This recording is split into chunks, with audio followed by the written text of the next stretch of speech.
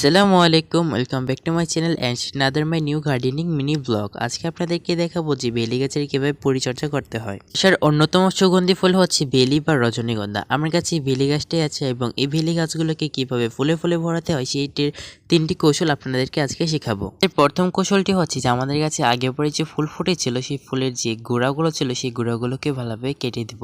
এতে আমাদের গাছে যে এক্সট্রা এনার্জি আছে সেই এনার্জিটা আর খরচ হবে না এবং গাছটা কিন্তু খুব সুন্দরভাবে ফুল আনতে সাহায্য করবে। আবার আমরা অনেকে ভুল করে থাকি যে আমাদের গাছে যে সকল ফুল থাকে এবং শুকনো ফুলগুলোকে আমরা আর ফেলে দিই না, সেই ফুলগুলো কিন্তু আমাদেরকে ফেলে দিতে হবে। তো আমি এক এক করে হচ্ছে এইগুলোর গোড়াগুলো ভেঙে নিচ্ছি।